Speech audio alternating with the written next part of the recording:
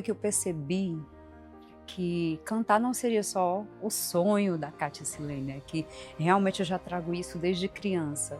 É algo muito forte, que gritava dentro de mim, que eu só faltava endoidar meus pais por causa disso, os professores. Já contei essa história, assim, praticamente em várias entrevistas, podcasts, né. Quando tudo começou a fluir, né, que eu ganhei o concurso para entrar no Mastruz com Leite, eu só tinha 15 anos de idade, quando eu comecei a enfrentar a estrada, aí que eu percebi que esse sonho ele vinha trazendo muitas outras coisas por trás.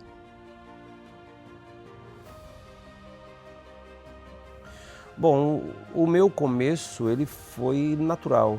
Eu já venho de uma família muito musical, então quando eu me entendi por gente, eu já tinha a música me rondando ali, respirando a música e fui crescendo e entendendo que era aquilo que eu queria.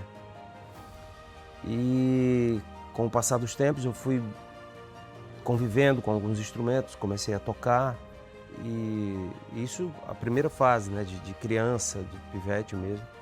E quando me tornei adolescente, tive a primeira oportunidade de aparecer publicamente, cantei num palco de verdade, num palco, não era um palco de verdade, era um caminhão que tinha na rua, numa situação política, onde havia alguns candidatos, e depois tinha a parte musical, onde uma pessoa de teclado e um cantor foi se apresentar e eu pedi para dar uma canja. Esse cara é muito meu amigo até hoje, que é o Evandro, e eu fui lá, cantei com ele. Em seguida o cantor dele saiu, ele me chamou, eu integrei ao grupo dele. Passei 1 ano, 2 anos com ele. E em seguida tive a minha grande oportunidade de ir para o grupo Mastruz com Leite. Então assim, não houve muita dificuldade. Eu vejo que quando eu olho para a história de outras pessoas, eu vejo que eu não tive dificuldade alguma para chegar ao ápice que eu cheguei naquela época.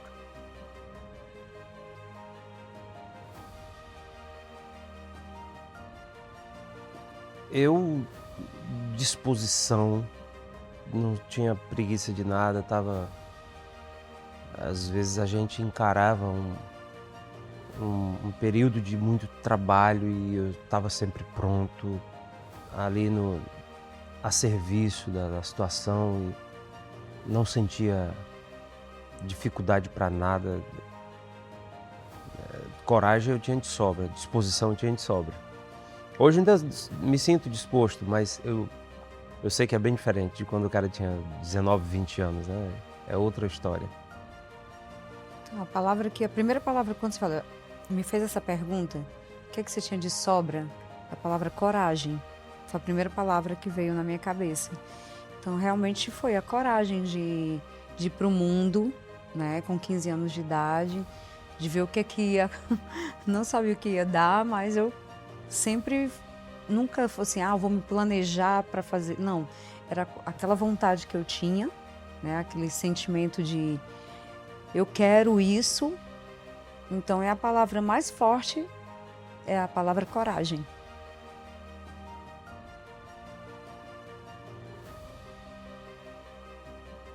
Gente, olha, foi muito engraçado. Eu já sabia que eu tinha arte dentro de mim desde criança, porque eu queria fazer dança.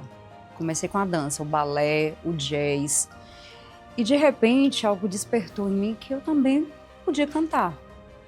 E aí eu mesma fiz um teste comigo, né? Eu estava no quintal da casa da minha mãe, lavando as louças, que eu era responsável por lavar as louças de casa. E a gente tinha um quintal e eu ia lá para o quintal lavar a louça. Aí, na época, tinha uma novela, eu não me recordo o nome, que a trilha sonora, uma das músicas que era a trilha sonora da novela, era uma música da Rosana, que chama-se Como uma Deusa. E essa música, para mim, era uma música que seria difícil interpretar, porque ela tinha uns agudos, tinha uma parte que ela estendia bastante, né, segurava a voz. Então, assim, como é que uma menina de 13, 14 anos já tinha essa consciência que eu tinha que realmente, se eu conseguisse fazer o que ela fazia, eu ia ser cantora. Então, eu coloquei isso na minha cabeça. Olha, eu vou cantar essa música aqui agora, vou testar se eu consigo fazer isso. E se eu conseguir, eu vou ser cantora. Foi isso. Não, eu comecei a gritar lá no quintal, né? Como uma deusa, você me mantém. E as coisas que você me diz me levam além. Aí a parte lá no final, eu não tô, deixa eu ver como é que era. Acho que realmente eu ia testar pra ver se eu sabia cantar ou não. No véu do luar. Era essa parte aí que eu tinha que fazer pra saber se dava certo eu ser cantora ou não. Aí a minha vizinha, assim, as casas, né, então assim, tinha muros, e a minha vizinha estava só prestando atenção. Ela gritou de lá, cala a boca, égua véia. Rapaz, pense, que eu fiquei só rindo, eu estava acostumada com as coisas dela. E aí foi daí que eu decidi que eu ia ser cantora. Eu já saí atrás da minha mãe. Mãe, eu já descobri outra coisa. Eu vou ser cantora. Aí ela, mulher, pelo amor de Deus, tu não vem com as tuas coisas, não. Vou ser cantora. Pronto. Foi o primeiro start, né?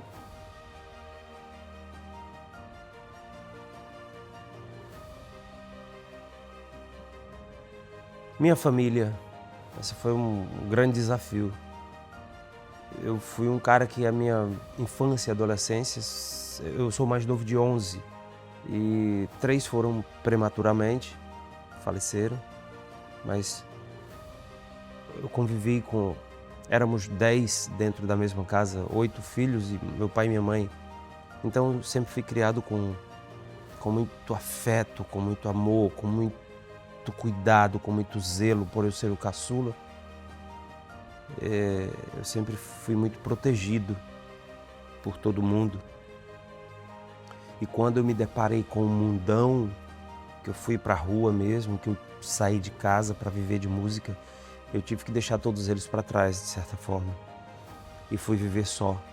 Foi quando eu me deparei com o amargo da solidão da família, do amor família, e me deparei com a verdade nua e crua do que é a vida, de como ela é e de como as coisas se comportam verdadeiramente, que até então, até parafraseando Tim Maia, para mim tudo era um mundo de encanto onde tudo era belo.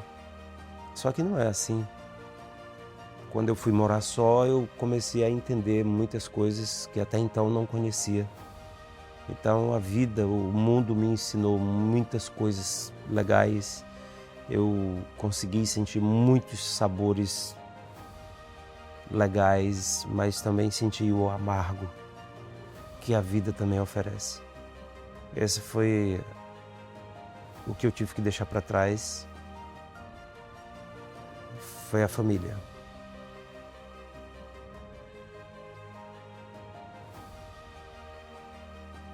Que eu me lembro da minha vida antes de ser uma cantora de forró profissional. Então, eu estudava e eu já dançava, eu gostava eu sempre amei a arte, né? Fazia jazz. Alguns anos depois é que eu comecei a fazer o balé, mas o jazz sempre foi minha paixão, né? Eu sempre tive uma vida muito simples, né? Então, assim, minhas amizades eram meus vizinhos, né? Minhas amigas. Eu era uma menina, assim, um pouco teimosa, tipo, minha mãe pedia para eu ficar dentro de casa, eu entrava, pulava a janela e saía novamente. Eram essas coisas, assim, eu sempre fui muito decidida, assim, nas minhas coisas. Mas, lógico, eu obedecia aos meus pais.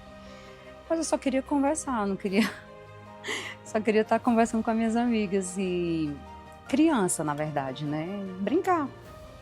Era teimosia de infantilidade. Então, assim, o que eu tinha era a religião, sempre também foi muito forte na minha casa. Eu era católica quando era criança. Então, assim, os finais de semana era parte do catecismo, do grupo de jovens, né? E durante a semana a escola e a dança.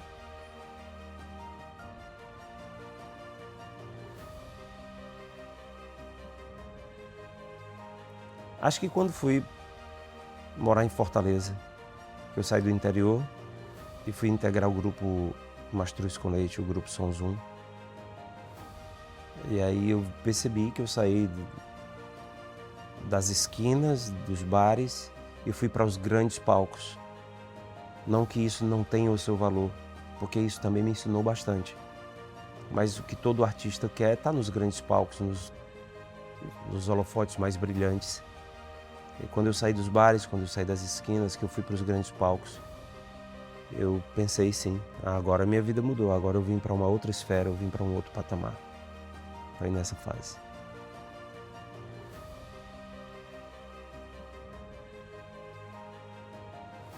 Sabe que um dos maiores públicos que o Mastruz já teve, eu nunca esqueci, foi em Petrolina. Foi um dos maiores, deu mais de cento e tantas mil pessoas na época, né? Então, assim, era uma multidão, que foi num período de São João. E isso começou a acontecer frequentemente, mas como tinha sido, acredito que foi o primeiro, porque eu me recordo bem as pessoas comentando, né? Nossa, um dos maiores públicos que nós já tivemos foi esse, desse final de semana e tal. Então, isso ficou na minha cabeça, né? Um dos maiores públicos foi um que nós fizemos lá em Petrolina, no Pernambuco. Mas tiveram vários.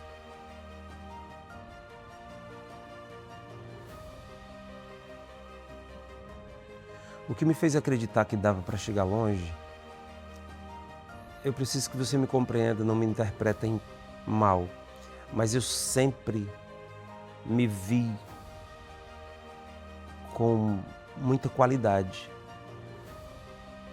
E eu percebia que com a musicalidade que Deus me deu, com a habilidade musical que Deus me deu e a sensibilidade musical que Deus me deu, aquilo não era uma coisa muito normal que ficasse por aquilo mesmo. Eu sentia que com aquilo eu iria longe, até porque existia, acima de tudo, um desejo e uma fé de que eu conseguiria. Mesmo nos piores momentos, eu conseguia olhar para dentro de mim e dizer assim, não, mas calma, que você tem qualidade, você consegue ir longe. Então é isso, eu sempre fui embasado na minha sensibilidade musical, na música que pulsava em mim e na minha visão sobre música, na musicalidade que eu tinha, de conseguir enxergar isso em mim e saber que aquilo ia me levar bem mais além do que eu imaginava.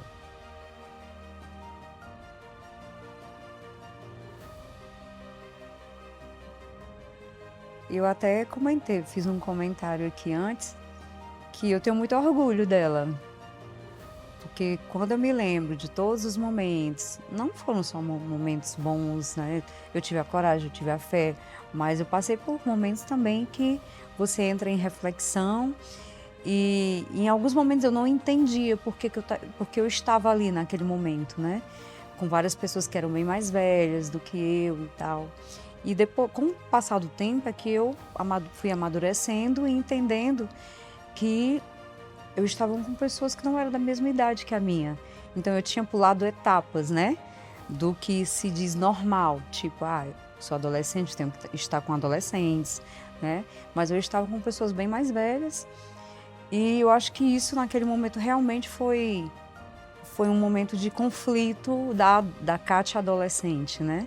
Da Kátia Silene adolescente. E ela foi muito corajosa de, não, mas eu vou continuar por mim, pela minha família, pelo meu sonho. E realmente fluiu, né? Pelo Deus que sempre estava habitando dentro de mim, de querer realizar aqueles sonhos, de que eu tinha, sim, capacidade para isso, né? E Deus foi muito maravilhoso comigo, Ele me surpreendeu em muitos momentos da minha vida. O que é que eu diria para mim, quando eu era adolescente, pós-adolescente, quando eu comecei na música, com a cabeça que eu tenho hoje, eu diria que eu fosse mais cauteloso. Que eu não achasse que a vida era só o que os olhos veem.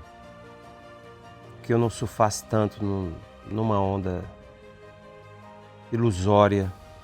Que eu fosse mais aberto a compreender a verdade da vida, o que de fato faz sentido. Para que quando eu chegasse na idade que estou, eu não olhasse para trás e visse o tanto de tempo que foi perdido com tantas coisas sem sentidos. Eu me alertaria para isso, eu abriria meus olhos para isso. Por outro lado, eu tenho uma leitura sobre tudo que tudo foi necessário para o meu crescimento, para o meu desenvolvimento, para a minha compreensão sobre o todo que hoje enxergo, como enxergo. Esse é o meu ponto de vista. Aduílio, Kátia. macho ré. Aduílio, macho. Aconteceu um episódio com a gente, quando a gente... Tu lembra de ser na Serra lá de Teixeira? Lembro demais. Vixe, meu irmão. Eita. E a gente, Faltou eu vinha freio no dormindo ônibus, e o ônibus tinha faltado freio na descida de uma serra. Isso foi no período junino, né? A gente já no final do Já mês de junho, tava voltando da Bahia para fazer na ali, Paraíba, perto de perto Patos. de Patos. Aí faltou freio no ônibus, né? Eu vinha dormindo, eu acordei, eu achava que tinha sido um assalto. É. Tudo parou, ficou silêncio de uma hora para outra, assim, como se todo mundo tivesse...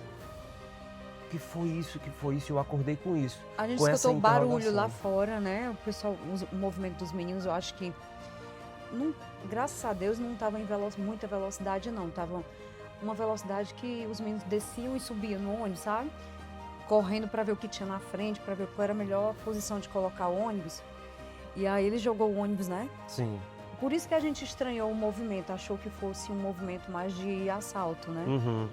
Aí eu tava dormindo, aí acordei escutando esse barulho, o Aduílio também. Aí parece que ele encostou o ônibus assim, tipo Na barreira, assim, É.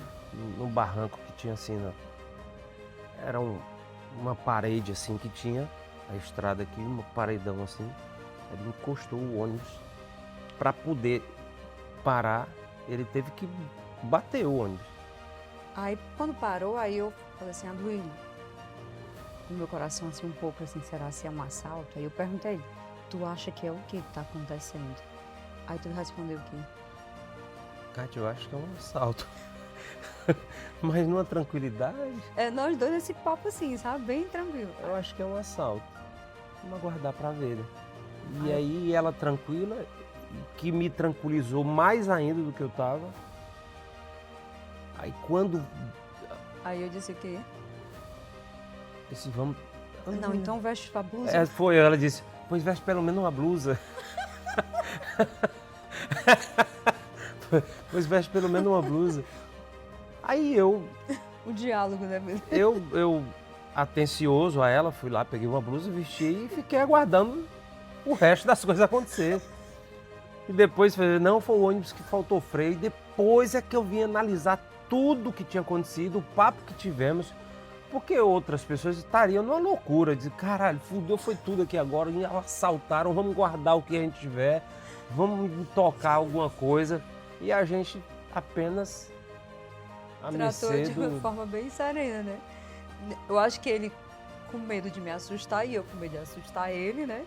E a gente... A onda foi bem essa aí mesmo. Na Eu sem tranquilidade, querer né? causar pânico nela e ela também querendo não causar pânico em mim, e a gente foi lidando com a situação de uma forma que a gente depois, analisando, vê que foi até além do que seria. Que eram os meninos que estavam fazendo barulho lá fora, né? É. Para orientar o motorista, né? E a gente achava que era uma abordagem de assalto, né? Para, isso aqui. Serra do Teixeira, o lugar, né? É. Perto de Patos. É loucura ali, velho. Na descida da serra. Até isso já passamos. Foi no Forró do Bom, né? Foi, foda bom.